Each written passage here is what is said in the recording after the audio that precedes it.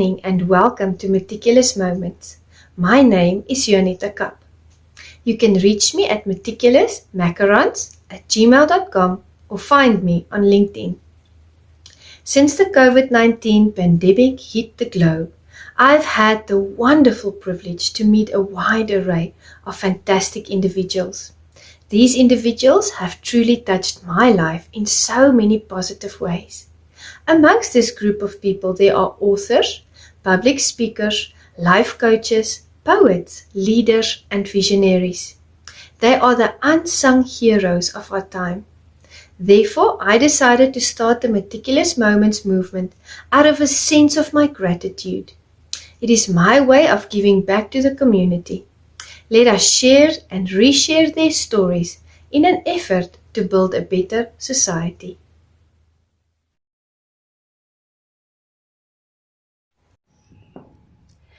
Good day, Meticulous Moments audience. Thank you so much for joining us for yet another heartwarming session on the Meticulous Moments podcast, where we facilitate community upliftment through leadership development.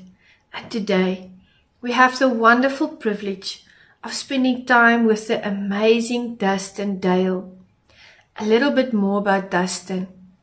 Dustin is a professional keynote speaker, an international selling author of the Learn to Lead by Serving series. There's 5 books in that series. He's a true servant leader. Inspiring your teams is his forte. Book him for your next engagement. During this session, we discussed the core of leadership. Dustin has been through painful experiences. He's been through many health scares. He battled cancer. He's had his share of disappointments and hurt, anger, frustration. View this session and see how we get to the raw things, the important things in life, how we discuss openly the difficult topics that not many would open up about. Enjoy the session with us as we get to the good stuff that transforms and changes lives. And with that, we welcome our wonderful guest speaker, Dustin Dale. Good evening, Meticulous Moments audience. Thank you so much for joining us for yet another vibrant session on the Meticulous Moments podcast, where we facilitate community upliftment through leadership development. This evening, we have the special privilege of spending time with the amazing Dustin Dale. Welcome, Dustin. Hey, how are you? Thank you so much for inviting me on. I'm super excited to talk with you today. And just again, thank you. Thank you for the opportunity. I appreciate you making time for us. Thank you very much. We are looking forward to this session. And I know there's a lot of information that will be shared and knowledge and wisdom that will transpire. So thank you very, very much. Now, we've had a video call together. We've met, we've had a discussion. But for the audience members that are maybe just wondering, who you are, they haven't met you before, they haven't seen you before, would you like to introduce yourself to them? Absolutely. I think that's perfect. The best way to start, truthfully. And so I'm Dustin Dale. I've been a motivational speaker for the last 10 years. I worked inside 2 corporate organizations. So not well known outside of that world, but within those organizations, I did a lot of teaching and training, organizational development, and really just producing leaders with that. So after I spent about 10 years doing that, I decided to retire from that arena and begin to brand myself as my own independent speaker, as an author and a consultant, which we'll get into a little bit later today about. But so that's what I've been doing for the last year and a half, is running my own consulting firm and just connecting with companies all around the world. Amazing, wonderful. And I know that you have a heart for people. That when we met, I really sense that you are a very sincere and kind person. And I personally think the world needs many more leaders like yourself. So, we had a lovely discussion during our virtual coffee. We discussed the fact that you grew up in very negative a very negative environment, an environment that posed challenges for you. And, to see you here being positive, transforming the world, one public speaking event at a time, every person that you meet, you elevate, you uplift, you inspire. Please tell us, elaborate on this for us. How was it when you were growing up? What are the things that shaped you? Yeah, I tell you, it's funny when you think about your childhood and you think about growing up. My childhood started off what I would consider normal. And that means, I had two loving parents who loved me and things were good. And we had the backyard with the puppy and all this, you see in the fairy tales. But I quickly realized life had other plans for me. And the environment in which I grew up really started around age 8. I was diagnosed with an autoimmune disease. I was put into a hospital, and the hospital team couldn't figure out what was wrong with my body. And so at age 8, I was faced with the possibility of dying, truthfully. And when you think about that, at 8, you want to play outside, you want to be part of, the group and just be a normal kid. Yeah. I always wondered, okay, I had 7 good years, but is that all I get? is that it for us? But yes, yeah. So that really started to shape what would kind of create the trajectory for the rest of my life. And during that time, I was sick.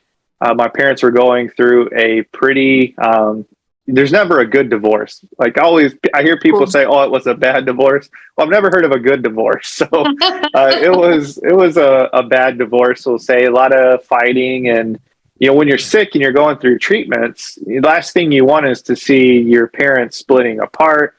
You hear them talking about, well, you can have them these days, or you can have them those weekends, or I don't want them at all. So that just really starts to create that negative feeling inside of you. And even as a kid, you're self-aware of what's going on. You may not fully understand your emotions, but you are aware, okay, this isn't a fun environment for me. So growing up through that was tough. And where I grew up, I'll say back then, a guy was measured on their toughness, and I'll put it that way. If you showed emotions, or if you did something that was considered, and I'll use the term unmanly loosely, you kind of got a beating for it. And it was a very tough environment with the individuals I grew up around. So that environment really started to set a pace for my life that I didn't realize there was other options outside of those environments. And kids are very easily conditioned by what they go through. And I firmly believe that now, even older in life. A lot of broken men are from broken boys that never fixed the trauma. So it was quite a unique childhood, and very toxic in some areas, but also very beneficial now that I realize.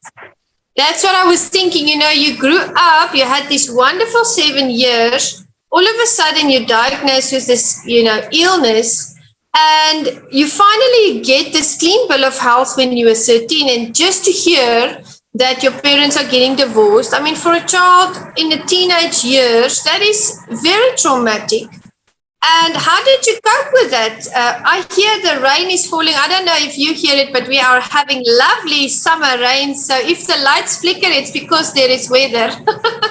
Oh, I thought it was because I was talking about negativity. It starts to come in when you start being negative. Things change. It goes weird. But no, I think the audio is fine. I'll tell you, when I was cleared with my health, I honestly didn't know what to do. You go all those years of the blood tests and treatments and spending time in and out of the hospital. When you're free from it, you kind of ask yourself, well, what now? What can I do? And unfortunately, when I was cleared medically, I was still very fragile. I lost a lot of weight. I weighed less than, I want to say it was 90 pounds roughly, as a 13-year-old, very sick. There's a picture somewhere. I look like a skeleton when I got home from my final treatment. But, I sort of kind of asked myself, and I asked life, well, what do I do now? I don't know. And I wanted to be happy and I was thankful that I was healthy, but I still had the other issues going on around me. My parents were still figuring things out, and no divorces are quick. They take years to go through, and Yeah. again, the one thing I wanted was just love. And I'm not saying my parents didn't love me. That's not it at all. But as a kid, you want those, moments we see in movies where the family's together by the fireplace and cookies Yeah. are on the table and the puppy's taking a nap. And I craved for that so much, but it just was never there. And so Yeah. I kind of started to develop what I'll say my personality that, for those teenage years was anger, very quiet. I didn't really share a lot. And I felt like I couldn't share because, unless you've been through something like that, it's very hard to communicate with people. And on Yeah. top of that, I was dyslexic and I had a speech impediment. So I couldn't write, couldn't really talk. Yeah. Been Yeah. through all this. So I was like, I'll just stay quiet. And that's all because of the trauma as well. I mean, it is a lot to take in for a child of that age to become ill, to go through all of those treatments. Your parents got divorced. You just want a normal life, and all of this is happening. And on top of that, you went through what you just mentioned now as well, being dyslexic. I mean, the anger and the frustration that must have built up. I think it was very disheartening sometimes. You just felt like everything was going right, and then something happens, and then you just feel, and that is what makes your life story so phenomenal, because you never gave up. Today you are a corporate leader, you have 2 companies, you're a public speaker, you are so many other things, and none of that got you down. But and we said we're gonna get to the good stuff. You also mentioned, don't give me easy questions, and I thought that's the first time anyone has ever told me that on an interview. So I said yes, because you really want to bring out the experience. Tell me, if you sit sometimes, sorry, that's the weather. If you sit sometimes and you reminisce about those days, when you look back, do you have times where you sit on the porch? Maybe now, you have the puppy and you have the lovely life that you wanted when you were a child. Are there times where you sit on the porch and maybe you are looking at the sunset and you think back to the time when you were ill, or to the time, when your parents were going through the divorce? Do you have flashbacks like that? And how does that make you feel? I do. I have a lot of flashbacks to those times. I'll tell you, one of the things that I tell people is just because you go through something doesn't mean you ever forget something. Oh, And especially, yes. when you forgive people, and look, there's a lot of years that I didn't talk to my father, and there was a lot of years that I was mad with my mother. And now looking back, for the circumstance, they were trying to do the best they could do.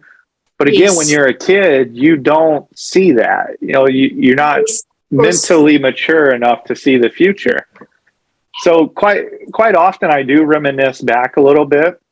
Yeah. It's kind of hard not to some nights, especially with the illness and stuff. But I look back and I understand now that burdens become blessings, and they only stay burdens if we don't, get our minds wrapped around that. But the biggest thing that I love is because I went through these specific things, now when I meet people in some form of another, I can connect with them, so Yes. I can connect with somebody who's been through a bad divorce. I can connect with somebody who's been sick.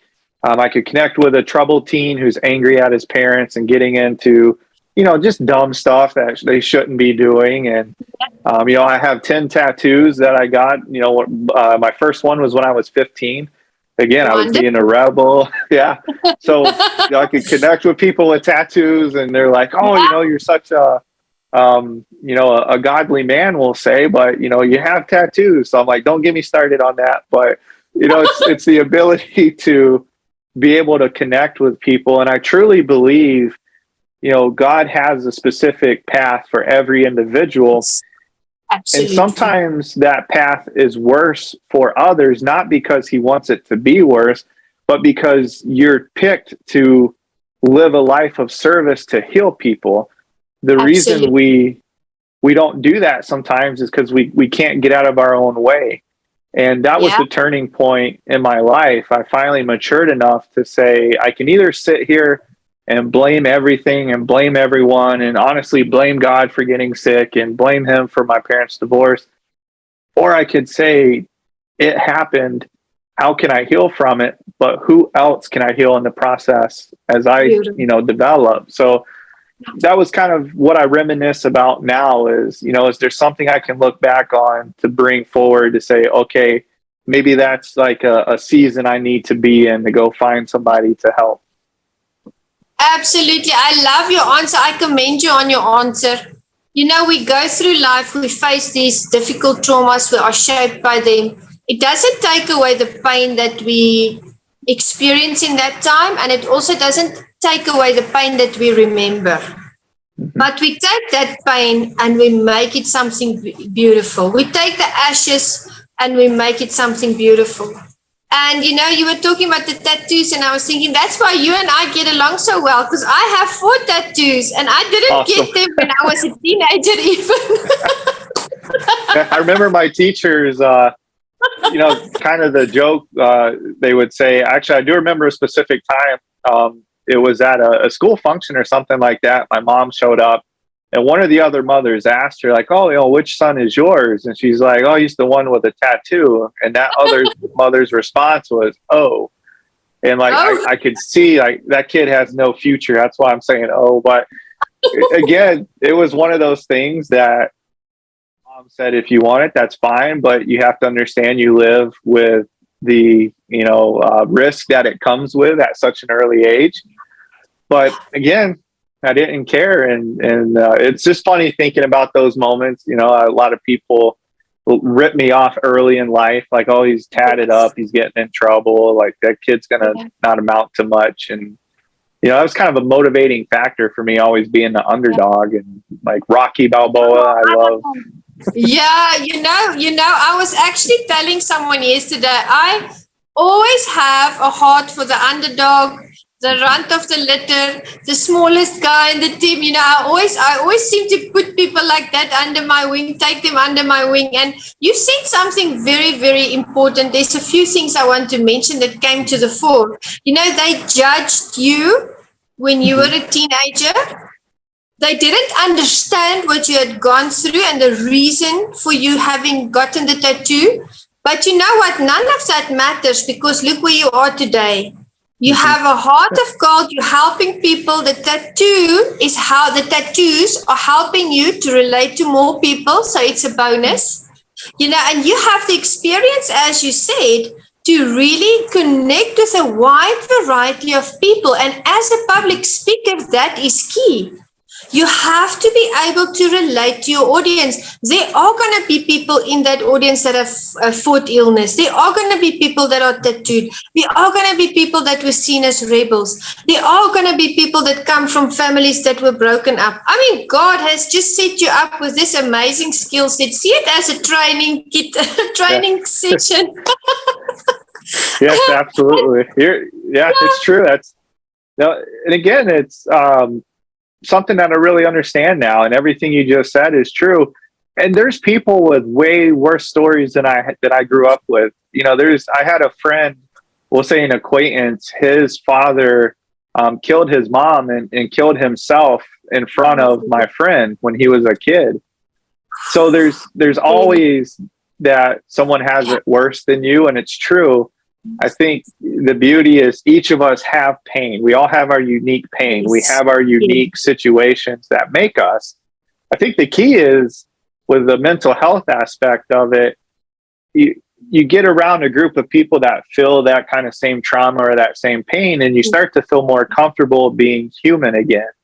Because a lot of times we look at happy people that are smiling and have great houses, and we're like, I can't talk to them. I don't relate to them. But what you don't see behind them is the 1,000 scars on their back of what they've been through to get there.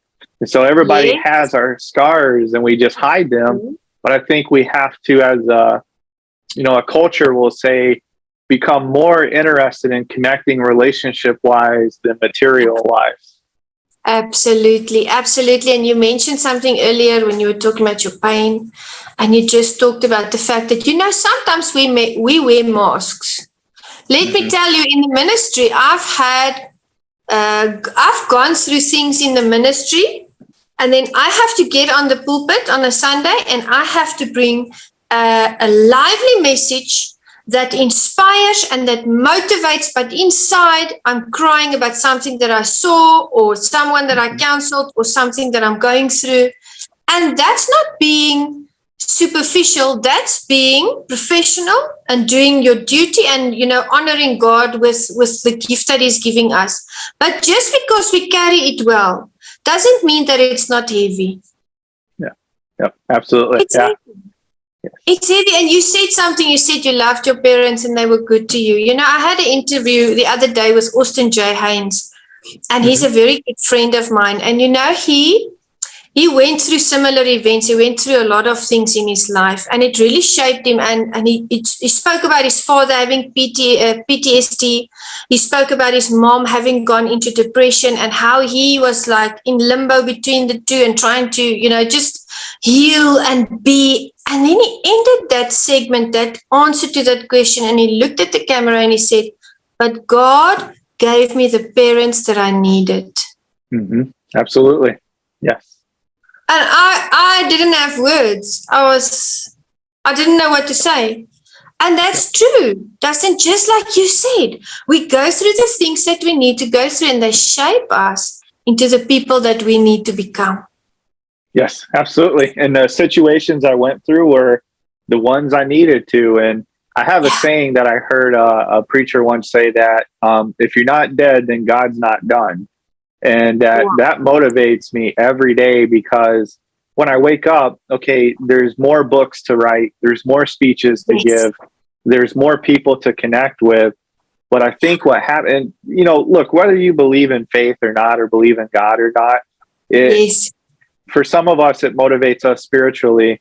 But I still preach on mindset. It's a mindset. Like, even if you don't have faith in your life, when you wake up, you still have to realize there's something you got to do. Don't just sit and, as the Bible says, be a sloth. Don't have sloth ways, but to be productive. And it's tough. Like, it really is tough. I understand it's easy to get caught in the negativity, but I think that's what motivates me so much is, when you look back at something, you're like, I survived. I made it through it.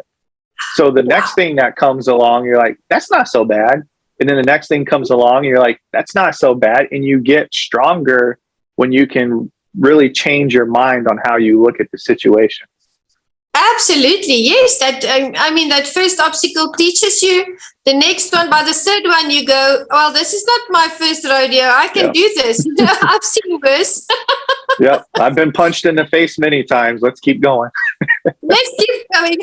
I do karate and MMA, and let me tell you, I've been punched in the face a few times. So now, you get conditioned. It's fine. I don't even feel it anymore. Yeah, that's the problem I have too. You get numb to it. Sometimes isn't good, but it makes you tough. I love that. Now we're looking at your life. We're looking at the person that you became. You are this inspirational public speaker. You touch lives. I've seen how people interact with you on social media. They love your energy. So you've had this leadership journey. If you look back, was there a moment where you stopped and you realized, this is where my leadership journey starts? Or was it a process? Because it differs from person to person. What was your experience? I'll tell you I'll share a quick backstory, and that'll tie into where it comes from. One of the things that I was fighting as a teenager was like some anger issues, and I really challenged authority quite a bit, which I think most teenagers do, but I tend to challenge it a little more. And I actually found the sport of wrestling, high school wrestling. So I had a friend. They're like, hey, you should try wrestling instead of fighting all the time. Like, try wrestling. They call it organized fighting. So I was like, I'm not wearing. Yeah, it's a lot safer. So like, I'm not wearing no stupid suits and goofy headgear and this and that. I'm like, forget that, man. And again, that was me just challenging authority. But I'll tell you, I fell in love with the sport. And then the specific moment where my leadership started was in between my freshman year. I started in ROTC, which is kind of like a preliminary to the Army or military that you could go into. It's kind of gets you prepped for it at a young age. So high schools had ROTC. Now, my uncle on my mom's side is a 26-year Army veteran. He's still in. He was kind of the only role model that I really looked up to. But he was always gone and, overseas. He's done tons of tours. Yeah. So I said, I'm going to go to ROTC. And I started that. Well, that same year, my mom told me we're moving to Ohio from North Carolina. So I built these relationships. I built these friendships. There we go. There we go. There's Dustin's life again coming back at it. So moved up to Ohio. Angry at the world. I'm like, this is dumb. Like, this is stupid. I'm going back to North Carolina. And I joined wrestling here at our high school.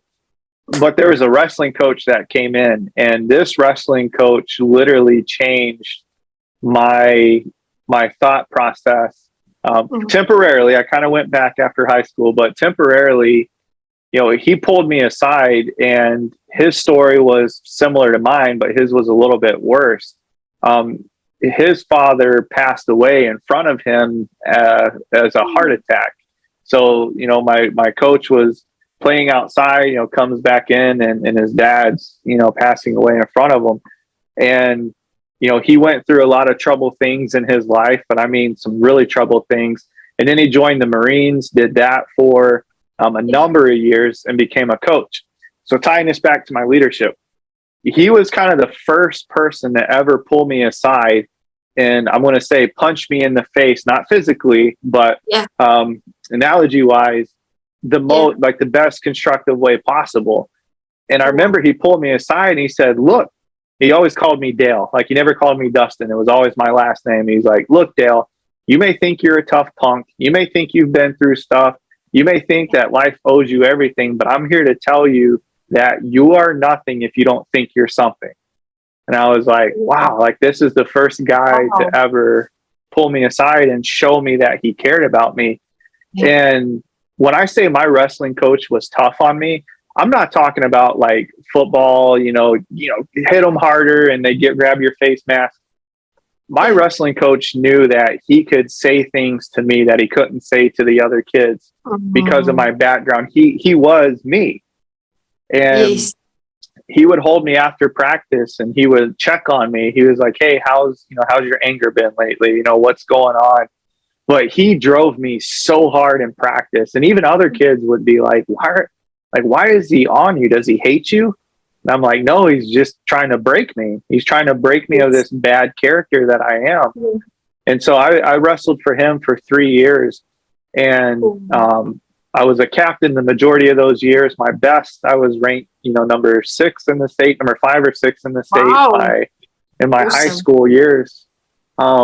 But he kind of first instilled leadership. And where I found my voice was with high school wrestling. And when it came time to practice, everybody hated practicing with me because I went 1,000 miles an hour because my wrestling coach wouldn't let me not go 1,000 miles an hour. Like, I had to be all in. And so I started to realize people looked to me as the captain. I was the captain for the majority of those years. So I'd say, hey, we're going to do something. And the team would just jump and do it. And so I kind of looked at my coach one day and he pulled me aside and he said, now you have their respect. Now you're starting to become a man, and he really taught me how to be a good man, not a man, but a good man. Yeah. He's like, you're going to develop this power because of what you've been through. He goes, you can command respect without demanding it. He said, that's one thing I notice about you. You're quiet, but when you do something, the team follows you. And he goes, you have 2 options, Dale. You can either, I'll use another term. He used the not so polite term. He's like, you can either screw this up in your life and waste this gift, or you can use it to be a productive individual of society.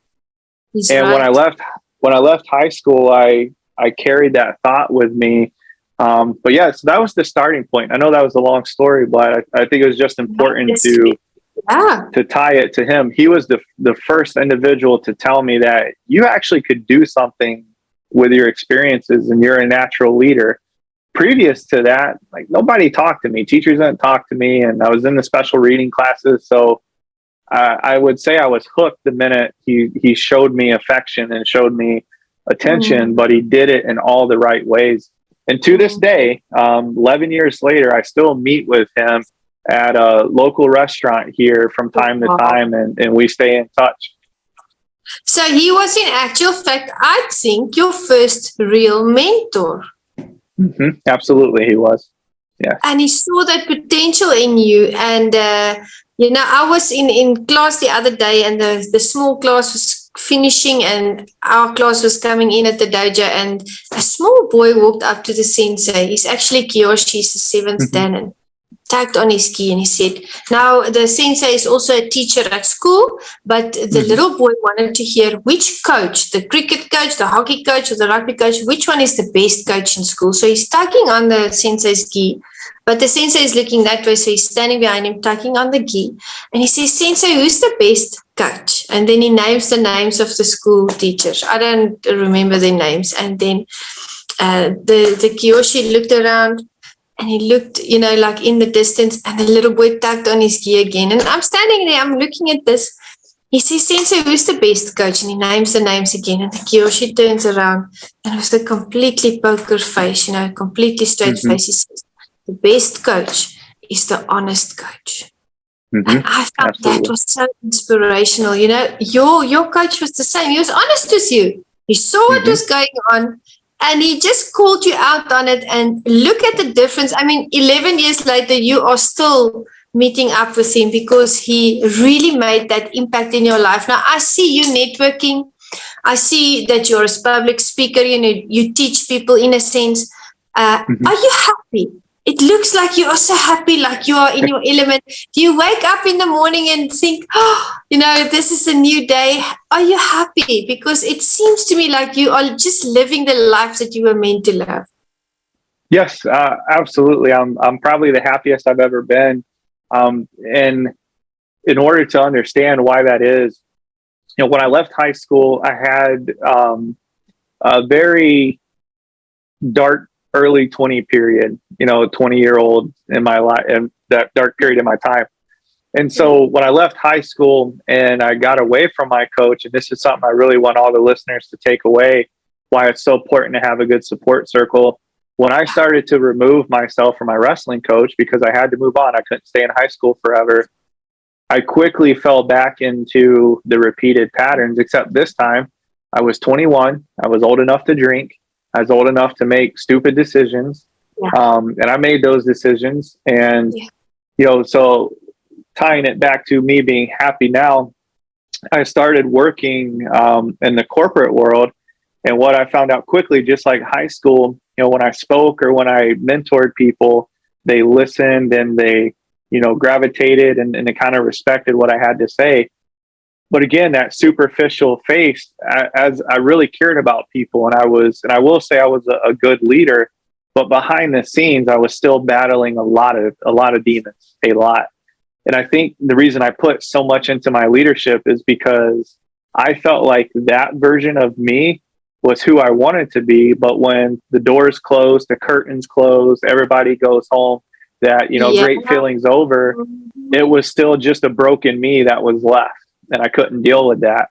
So, the more money I made and I've made, a really good living with what I did, I was starting to get another demon, and that demon was material wealth. And I was getting wrapped up in the amount of zeros in my bank account. I was getting wrapped up in how nice my vehicles were, my clothes. I remember buying, and I hate even saying this, but I remember buying like a shirt for like $300 that fit me for like 2 weeks, and then I outgrew it. Like, why? Why did I need to do something like that? And if somebody has $300 shirts, awesome. Not knocking it at all. But when you're young 20s, that's not what you should be doing. Save your money, invest it. So I started to get caught up into this new drug, and this drug was success and wealth. Because again, I was still dealing with a broken version of me. My drug was just looking at what could numb the pain. So when I started to make money, I'm like, I remember not having a lot of money growing up. This feels good. I can go buy whatever I want to buy, or go do whatever I want to do. And quickly you lose yourself. But again, that leadership is something I always gravitated towards. So fast forward, last year I ended up getting sick again in November. This time it was a much more deeper scare than it was when I was a kid. And, I talk about this in my videos. When I was laying in that emergency room bed, I said, like, if I die today, what do I matter? What legacy did I leave? And it wasn't a legacy in terms of who would remember me and remember what I did, but it was like, I kind of lived this broken life. And I shared with you in this video, and I promised I'd be raw and honest on this chat. I looked up at God laying in that bed, and there was nobody around me. My cell phone didn't work. The reception was garbage. I was in the basement of a hospital. But I literally looked up and I said out loud, like, God, if you save me, I'm going to change. Like, my life will be different. And we all say that as humans. Like, even if you're not the biggest believer, there's one point in your life where you're at such a low moment that you beg for things to change. And even though I had money, even though I had security, I still was like the most broken form laying in that hospital bed. And he kept true to his word. He kept true to the bet. I always tell people, sometimes you can gamble with God, but don't do it. Like, don't. But I realized, though, going back to when you're not dead, God's not done. And again, it's weird, and some people understand, some don't.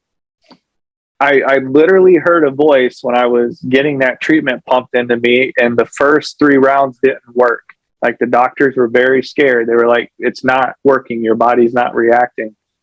And I finally remember a voice telling me, you're going to go speak and you're going to become a servant now. And it was so clear. Wow. Like, I can't make it up. And, it's just something you can't explain. Like, I'm having trouble trying to explain it. But I heard it so clear that you're going to go speak and you're going to be a servant. And here I'm like, okay, what does that really mean? But again, I told God, my life's yours. Like, I'm yours when I get out of here. And so tying that back to me being happy, most people are kind of miserable when they go through, treatments. And I sat in the oncology department a lot. Funny fact, I hate IV needles. Like, I have tattoos, but I can't do shots and I can't do needles. I don't know why. So I pass out every time I get an IV. I pass out, like, no joke. And what's funny is, for my oncology appointments, I had to have an IV twice a week put in me. So you imagine getting poked. My goodness. It was kind of routine. I'd pass out. I'd come back. The nurse would have a Sprite for me. And she's like, oh, glad you're back with us. But it was kind of a joke because, they were like, can you not pass out? I'm like, can you not poke me with a needle? Well, the reason I share that is, like, during those times, I finally felt happy when I should have been super sick and miserable. It is very important to understand this. The reason I was so happy is because I literally was given a second chance with my life. I truly was. And instead of, giving it away, that opportunity, I told myself, okay, let's see what happens when we just follow through. Like, let's just try it. So I started to write my book from the chair in our oncology department. And, another funny thing is, most times there's older people in cancer centers, it's very common. Yeah. And so I'd always be writing, and an individual would walk by who was getting treatment too. And they always told me, like, you're awful young to be in here. And I looked out, I was like, well, I definitely chose to be here at my age. So but that kept me laughing. I asked them, like, when's a good time to be in here? Because I really don't know of one. seems like a bad time if you're here. But those moments I Yeah. realized was God telling me, look at the age of that individual, Yeah. look at the sadness they have.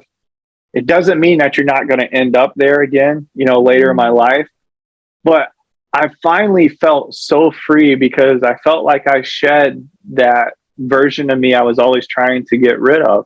But it Yeah. literally took me hitting, and when I say rock bottom, it's like it literally took me hitting rock bottom um, Yeah. to become who I was meant to be. And that's why this, brightness, we'll say, or whatever you want to call it, the Yes. excitement, I Happiness. do get, yeah, I do get so passionate because Yeah. time is not forever. Your life isn't forever. You have such a short Yeah. window to make an impact. And I hate I wasted 30 years. I won't say wasted, but I had to learn the tuition in order to do what I do now. But I'll tell Yeah. you what, moving forward, however long God gives me, every day I'm out for a mission, and it's going to stay that way. Yeah. That's wonderful. You're keeping your end of the bargain. Yes, I have to. Yeah. And you're doing it, while being filled with joy and happiness. And that's wonderful because someone else might have said, oh, no, I have to do all this and this, but that's not you. Your heart was really in it. You meant what you said when you were there, when you were lying there. And, we said we're going to do difficult questions. So I have a difficult question for you. Yes. And we all have an answer to this one. My question to you is, there might be someone in the audience tonight that hear this, when I post it.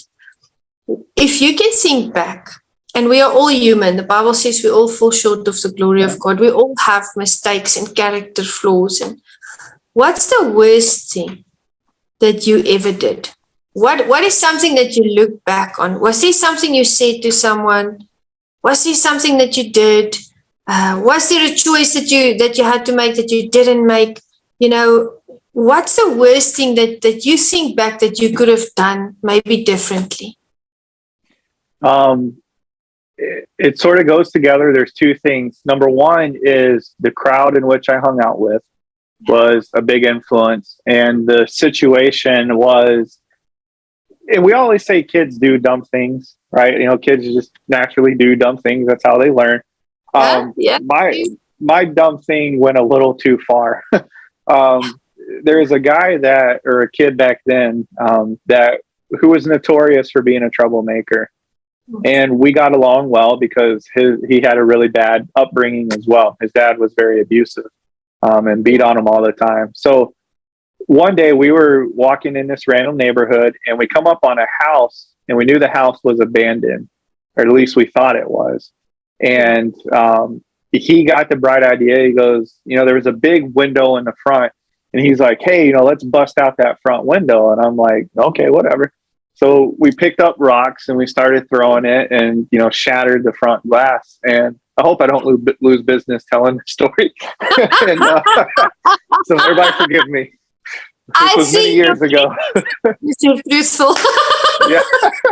Yes. And and again, when you talk about one step forward, it could have just stopped there. And kids throw rocks, and some of us did that.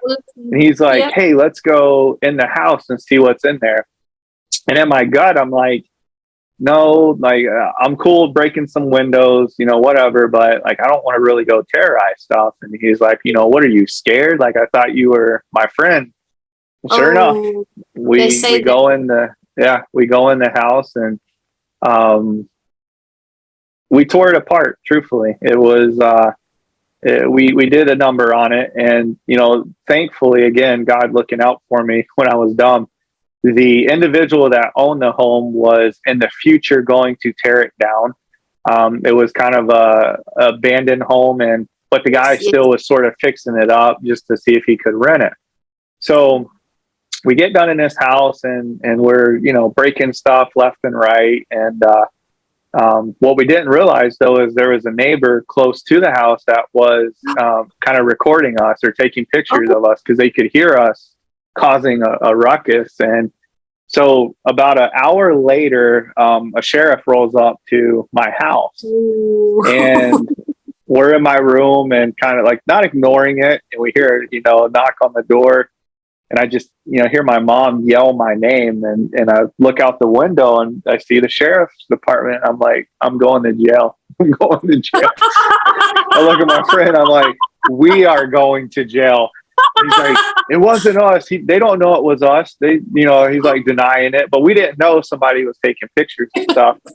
And so the sheriff pulls us outside, one of the sheriff's deputy, and has the woman's phone, and he turns it around and shows us. And he's like, this looks an awful lot like you two. There's nothing you can say at that point. You're like, new phone, who's this? Yeah, it didn't work back then. So he said, now here's what's going to happen, boys. I'm going to contact the owner. I know who it is. And this was a small town, so of course he knew who it was. And he's like, I'm going to see if he's going to press charges. And what you have to understand is you may have to appear before the judge, and you could serve either a lot of community service, or you could go, like, I think back then it was like a 45-day, juvenile, community. And I think some of it was to scare us a little bit, but he did say you could go to juvenile detention center. And the reason that was probably one of the worst points of my life is I didn't realize that if I would have kept going, or like something bad could have really have happened from that. Mm-hmm. Like if that guy decided, and thankfully he didn't press charges, but if he would have decided to press charges, number one, it would have cost money that I know we didn't have.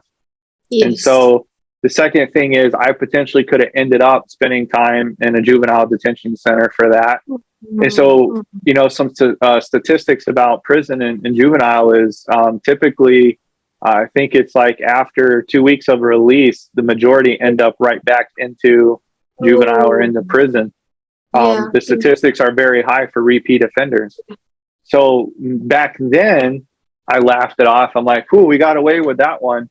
But as an adult looking back, if I would have went to juvenile, if I would have, had to do something bad or serve a sentence or whatever, that could have potentially spiraled a bad path. Absolutely. Absolutely. So everybody forgive me. I commend you on sharing that. It makes you an honest and authentic leader. Let me tell you something. We all have a story to share when asked that question. And I interviewed someone the other day that was after 9/11. They were on a flight, and there was a sticker in the plane that said there was a bomb on the plane. And you were talking about the police interviewing you, coming to your door, knocking on your door. And she said she was interviewed by the FBI. And I said, I've seen the FBI on television. I'll rather be interviewed by the men in black than the FBI. Yes. I would agree.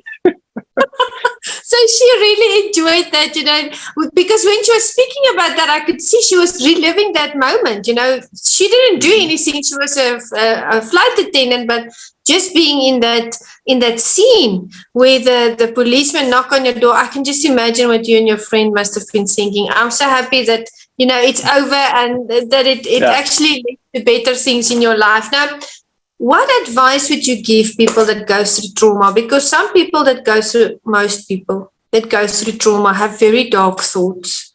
I mean, we've been through things. We get to break point. You've been there. I've been there. The listeners have been there. What advice would you give someone who's been through trauma, that feel like they are addicted to a substance, maybe, that feel they want to harm themselves, that feel they want to hurt people? I always tell people anger is pain that hasn't been dealt with. What is your advice to people? How can they navigate through that? Because it's easy, to look at people. I mean, we've judged people. We've been judged before. It's a human flaw. What can we say to them this evening from your heart, because you've been there, you've experienced it? How can they fix that situation? Answer I have to give is going to come from a spiritual answer. And what I would tell you is, in my life, what I realized, God never hurt me. It was always people. Oh, yes. Amen to that one. Yes, it was always people that hurt me. And so for the longest time, it's easy to always blame God because we don't quote unquote see him. We don't feel him. We have the Bible and we have our teachings to help us connect. So we like to blame things that we think is not there, kind of like a shadow. We blame that shadow. And what helped me heal was I finally just said, enough's enough. I can't do it alone anymore. And I would tell people when you get to that point and you feel like you're not worth living anymore. And there was times that I dealt with some really dark thoughts, like should I keep, moving forward, this and that. I had those thoughts. Absolutely. I had those thoughts, but I think the one thing we have to remember is that we're not dead. No matter what it is we're going through, we're not dead. So there's still something left to do. And I would tell you, like, getting help is super important. I have two very good friends that actually are a little bit older. And when they see this, they're going to laugh. So I'm going to pick on them a little bit. They're quite a bit older than I am, but they're the best mentors in my life to have because they keep me in check. And so part of healing yourself, or part of finding that cure, so to speak, is you have to start with yourself. And that's very tough to do. I have friends and people I've talked to that are addicted to drugs because their parents were drug addicts. I say, okay, I get that. I know genetically and psychologically that plays into your issues, but just stop for a moment and start to look at the environment around you. So I think you have to we always say start with yourself, but you really have to look in the mirror and be willing to be honest. And that sometimes means seeking professional help, talking to a therapist. If you are having suicidal thoughts, don't keep it in. Talk to somebody, call the suicide hotline. It's those resources are there. We as humans just choose to not act on it. And I do think there has to be more awareness of these resources and more availability. I think there has to be a much stronger focus in schools. And again, I'm not trying to, get into politics, but being a speaker, when I do talk to high schools, we have to have more reinforcement classes on mindset, how to think, because 2022 is so different than any other year in history, that kids are going through. The ability to be bullied is much faster than it was when I was growing up. You sort of got your butt kicked and that was it, right? You got your butt kicked again until you stood up to the bully. It's so Now you have one kid who decides to be a brat, and there's 500 other kids who are followers that jump in on it. Yeah. Okay, so we have new experiences of bullying. So the biggest thing I want somebody to take away from my heart is, if you've never tried God out, give him a try. And I say that with the most respect, because what we always have to remember is it's always people that hurt us. It's never God. And I tell my story as a real life example. All the bad things that happened in my life is because I was doing bad things. I was being a bad person.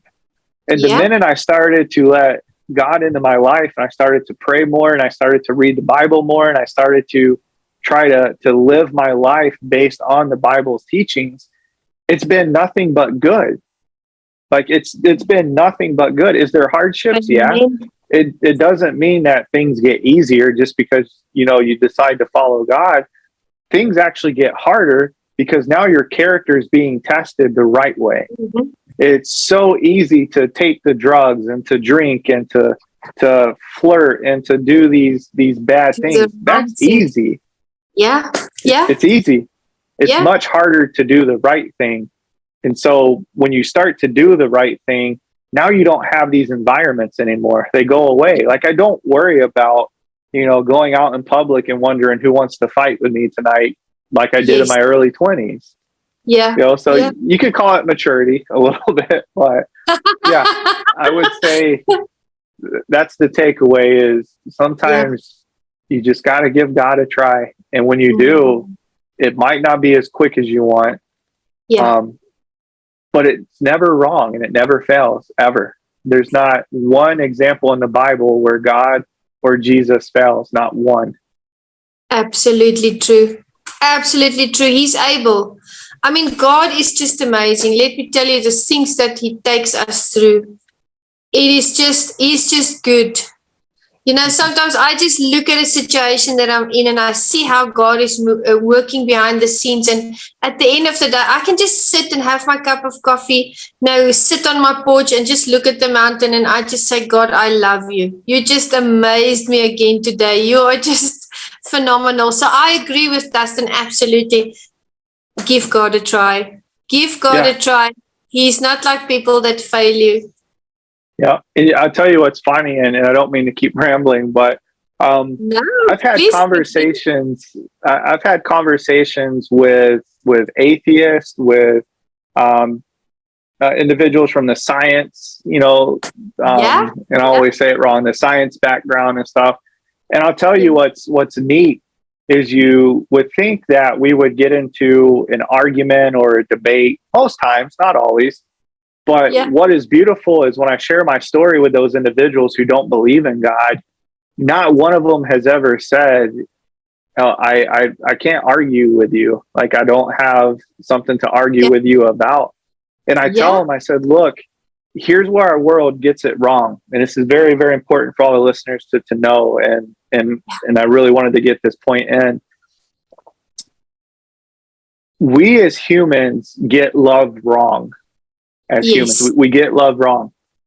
Just because I may not agree with your thoughts, your beliefs, your background, whatever it is, we may not see the same. But if you need something, or if you message me on LinkedIn, or you call me or text me and you need something, because I believe in Jesus's principle of love everybody, love your neighbor, I'm going to help you, as long as it's not breaking the law. I'm going to help you. And I'll tell you what's funny is because of that principle, I've got to talk with so many different backgrounds, and not one has ever said, I can't dispute that. I can't dispute love. Yeah. And again, I go back to it. It's people that hurt people. It's not God, it's people. So if I can personally help change views, and believe me, I've talked with people where I completely disagree with their thoughts.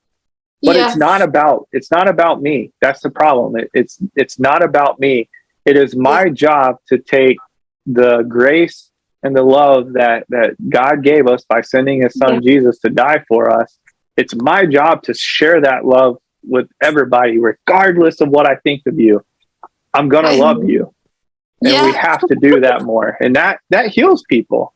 That's how you heal yourself. Yeah, that love and acceptance. And you said something. You said you don't have to necessarily agree with them or like them in an extraordinary manner, but you have to love them. And I always tell people, when you work with people, treat everyone with dignity. Treat the person that has the lowest ranking job the same, then you treat the CEO of the company, because God cares for all of them, and that's really showing them love. And I think that is a doorway into the hearts of people to make them realize that God really loves them, regardless of the fact if they believe in Him or not. Yeah, I'll tell you, I talked with a non-believer one time, and they wanted to debate a little bit, which I don't mind. It's kind of fun sometimes. But the thing they wanted to debate on, was the existence of God. And I'll share this, and this is gonna kill all my business when I say this because it's funny, it's ironic.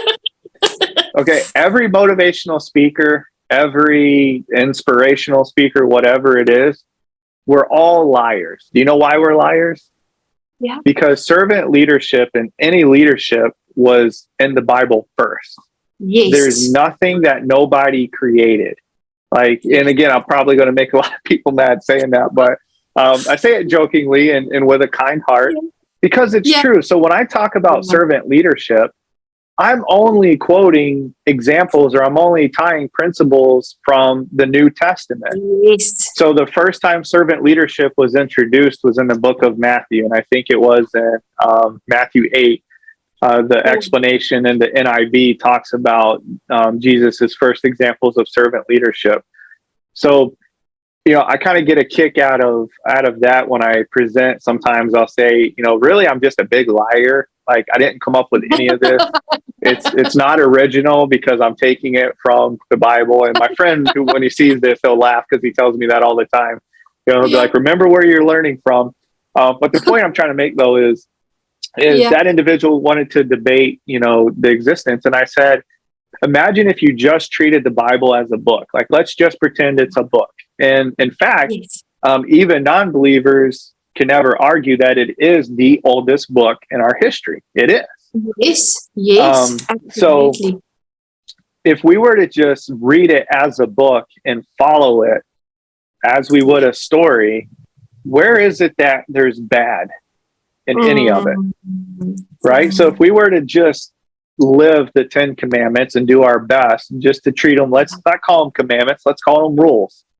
If we were to just live by the 10 rules, out of which of those rules is something bad going to come from? It doesn't. And so when I have those conversations with people, it just gets them to stop for a second. And again, I'm not trying to always, shove my faith principles down everyone's throat. That's not it at all, because my goal is to get you to just see that it is human error that creates human error. It's nothing there. So I just wanted to share that real quick. That's amazing. Interesting conversation. I've never thought of it before. You are completely correct. Servant leadership started in the Bible. Yep, book of Matthew. I like that. Yep. Yeah, so we can't put our name on it because it doesn't belong to us. Exactly. Yep. And so I've tried to think about how to brand it that way with my business. Unfortunately, it confuses a lot of people, but that's why I tell it. All of us speakers are just liars. We all stole it from somebody else. I love that. I know you have the audience's attention the moment that you say that. Yes. They're like, wait a minute, we paid this guy how much to lie to us? I'm like, yep, you did. Want to be lied to? Come to this show. No, I'm just kidding. But I'll tell you, it connects with people. And again, we talked about that. You have to be real. And those, but like, I never claimed to be an expert. I put expert on LinkedIn and stuff, for business purposes. But if you were to have a one-on-one with me, I'm going to tell you straight, like, everything we learn is because somebody else did something at some point, and we just were able to make it a little bit better. Absolutely true. We polish it a little bit and we move forward. Now, you are an expert because you are on so many platforms and you've been doing it for so long. So I really think you are an expert, and so does the audience and the people that follow you. So tell me, how many platforms do you currently operate on? I believe there are six platforms. Yes, I think it's about 6 different platforms. So I have the normal social media. Then I branded myself across 3 other platforms that, generate leads. Or so my goal is, when you type in, motivational speaker or Christian speaker or whatever, these platforms, I've kind of put a lot of time and money in to make sure that I can be visible, and just like marketing, just if you go to Google and the SEO rankings, right? So I realized that just stick to one platform, you're only going to catch, this small of a group. So as a speaker and even as a consultant and an author, really, I think it's important that we have to be connected with as many people as possible. Absolutely. I even look at places you wouldn't really think. So counseling centers or nonprofits that deal with abused children or something like that. I try to make sure my name is available to those individuals, because I do have a heart to try to help these kids. But so I think that's just part of the branding strategy, is trying to be everywhere at once. And thankfully for technology, we can do that. Absolutely. Absolutely. Social media is so important. Marketing is so important. You know, when they Google, like you said, motivational speaker, Christian speaker, maybe liar. I don't know that. Yes. I hope I don't come up there, but I might. I'm just kidding. I'm just That's a new one. I'll have to plug that one in.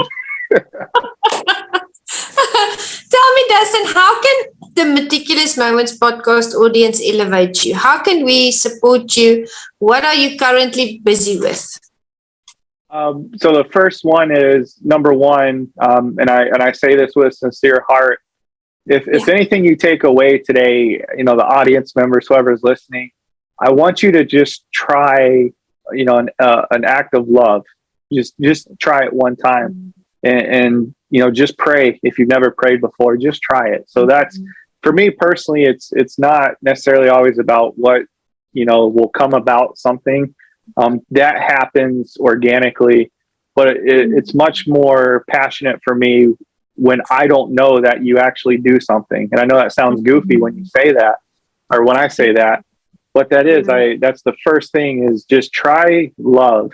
Just try being nice. You know, no matter if somebody's screaming at you, don't respond in anger. Just be nice.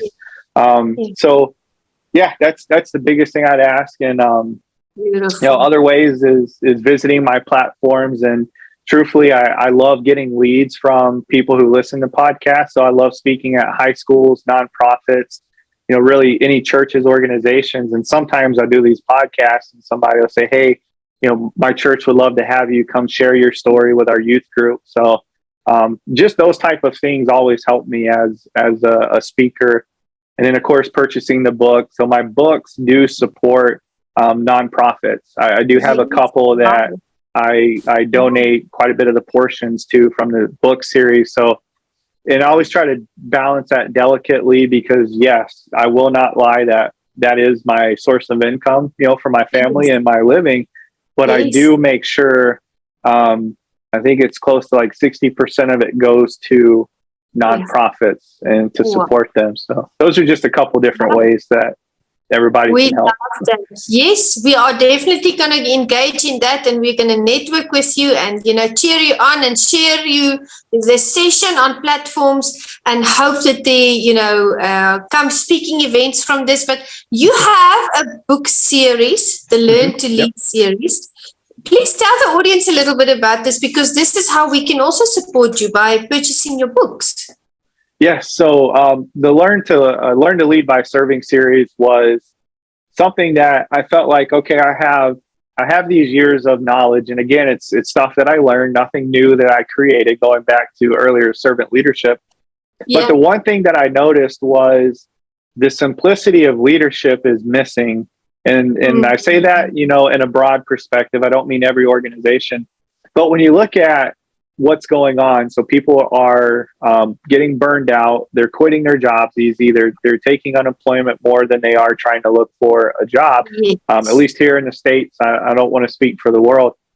So that kind of inspired me to say, we have to get back to the basics of servant leadership. The job as a leader is to serve your teams and put them before you. So all your problems, and I'll get a little raw for a second, all your BS you put to the side, and you deal with them. You take on their problems, you take on their emotions, you go into their environments. It's not their job to come into yours. So the Learn to Lead by Serving series writes off those principles. I want to get people back to basic servant leadership principles, where we even just communicate with each other. Like, it drives me nuts when I go into an organization, and I get there's a lot of people. I understand that. But you have to read a name tag to remember somebody. That drives me nuts. And I'll raise my hand and I'll say, one of my largest assignments was I had close to 600 employees that I was responsible for. Did I know each and every one? No, I didn't. I'll be the first to say that. But I will tell you, the groups that I interacted with, the majority of those 600 I knew. And I say that, you know, confidently. So the Learn to Lead by Serving series is written on those principles. And the first book was setting the basic foundation. So there's 7 lessons in the book that people may read and they're like, this is simple. I paid $10 for this. Like, I already knew this. The problem is we know it, but we don't do it. And so I call that out in this book, in the first one. And the second book that's going to be released here very shortly is 5 additional lessons, but it goes more into the psychology. And I'm actually going to give a little sneak preview for everybody watching this. The lessons in it are more about you and your psychology as the leader. And so in this book, I kind of really question, what does your circle look like? Does everybody look like you in your group? And if they do, it doesn't mean you have to abandon them, but you got to get a new circle quick because you're not going to grow. And lesson 4, and I won't share all the lessons, but lesson 4 is all about feedback. And it's the largest part of the second book. And I really wrote it that way due to the fact that I think there would be less turnover in the world or in employment if we remembered how to build valuable relationships with employees, right? So I understand we have to measure to metrics. I understand competing priorities. There's not one thing you can tell me that I haven't been through in terms of a corporate situation. I've been there, done it. So I kind of turn it around back on even myself if I was reading this book. Okay, am I sacrificing the relationship at the cost of the metric? Yeah. And so that's really where the Learn to Lead by Serving series is going to go. And there's 3 more books that that's going to be coming out. Third one is going to be focused around working with millennials. And there's only a few people who know that, so I'm kind of sharing it with everybody. I've had more conversations about young people are lazy, they don't want to work. Yeah. And I fall in the age gap where I'm considered a millennial, but I'm kind of old at the same time. and I'll tell you, it's not that kids are lazy. It's because we felt, number one, we failed to raise them the right way. I'll be very bold in saying that. But number 2, it's because we tell them, you're lazy, you don't want to do anything. And and the companies who are successful are the ones that say, you know what, how would you do it actually? Like when you look at this, what do you see? And again, it may be somebody who's very mature in their age talking to, an 18-year-old. And so the third book's going to really help organizations kind of understand it's not that they're lazy and that they don't want to work. It's because you're failing to build a relationship that establishes the value that they're going to bring to the work that they do. That's a good take on it. Absolutely. Sometimes we just have to get a new perspective on things. Sometimes we just have to look at it from another angle because, we don't see the world the same way. We grew up in different generations. We are not going to always agree on everything, but we have to navigate to a midway. We have to navigate to a place where we can meet to bring out the best in everyone. Now, since the first time we had our virtual coffee, I saw there's 3, can I call it portraits behind you? I saw execute, I saw success, and I saw failure. And I found that very interesting. Can you tell me more about what they represent to you? Yeah, so those 3 signs behind me, and if you look through my LinkedIn profile, it's funny, you'll see an evolution of pictures. I went through quite a few. I had one that said you can't deposit excuses. That one I really liked a lot. Then I had a lion, talking about, power. But then I came across these 3. And so when I walk into my office, you can't see it, but I have to walk into where I'm setting. And if you look at eyesight, they're right at eye level with me. And I when I saw these 3, it's the 3 options that we have in life and business. That's it. Like there's no other options. And I always say, you don't see the word excuse up there. Excuse isn't an option, right? So we will either execute what we're going to do, we'll either have success in what we're going to do, or we are going to have failure. And it is okay to talk about failure. A lot of people call them opportunities and I'll say sugarcoat it. For me, I want the reality that I I did fail at a lot of stuff in my life. So I keep that up there because, it talks about is the moment that, you define to either go execute something different or you find success from failure. So it's just a good daily reminder when I walk into my office. Either I sit here and do nothing and have an excuse. Well, sorry, excuse isn't an option today. Yeah, I love that. I love that, having that reminder, keeping you on track, keeping you focused.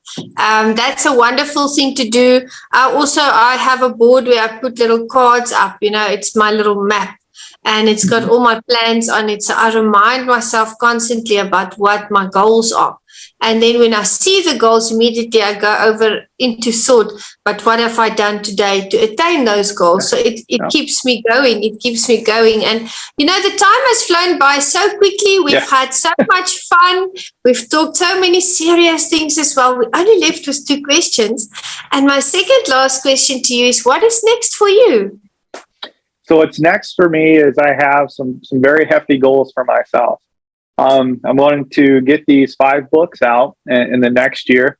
So I have 2 down, 3 more to go. Wow. In the next 2 to 3 years, my personal goal is I want to be in the top 10 of Christian speakers. I really do. And I'm not talking, here in the States, I'm talking globally, because like I said, God gave me too much of a unique story that it can't sit here. I have to share it with others. So it is. So that's a goal. I want to be in the top 10 in the next couple of years, sharing that message. And then ultimately, I just want to grow into a top motivational speaker. And the consulting I still want to do. I love that one-on-one coaching interaction. But truthfully, if I was to tell you where my heart is in the next 5 to 10 years, I just want to speak, every month, every week, whatever happens that God allows, just to keep motivating people to take action. That's wonderful. And we can certainly see you are well on your way to achieving that. Thank you so much for sharing your knowledge and your experience with us and spending this time for us, with us. I know you are very, very busy. You are an executive, but thank you so much for just joining us and sharing your heart. I know it has touched a lot of hearts and minds, and it will still touch, many people in the future as well, many generations to come, even the millennials out there. Yep, absolutely. Maybe I'll motivate one of them to not be lazy. Who knows? Tell me, Dustin, do you have any final words of wisdom for the audience this evening? No, I truthfully, I just want to thank you for the opportunity, and really the words of wisdom is, if there's anything you take away today is just understand, pain truly is temporarily. And I know that gets said a lot, but it really is just temporarily. And I would even encourage anybody listening today, message me on LinkedIn. That's where my main platform is. So message me on LinkedIn. I want to hear your story. I want to feel your pain. I want to cry with you. I want to laugh with you. Just message me and say, hey, can we talk? If you're feeling like you have nobody else to go to, because I do want to be there, and I will help you in whatever way I can support you and help you. So that's the biggest takeaway is when we have nobody, I'll try to be there for you. That is just phenomenal. Dustin, really, you are an authentic leader. You have a heart of gold. It is just such a pleasure and a privilege to know you. Thank you for sharing with us. Thank you for reaching out to the audience. They are certainly going to follow you on social media. We are going to network with you. This is not the end. I'm sure we're going to do a sequel, and we'll look back at this and have a chuckle and discuss, how far we've come. But thank you very much for this evening. We really appreciate you. Absolutely. I hope you stay blessed and stay safe during the storm. And just thank you again. Thank you very much. And to the Meticulous Moments audience, we appreciate you. You spent such a lovely time with us. Thank you for that. And we will see you in the next session. Have a lovely day. Goodbye.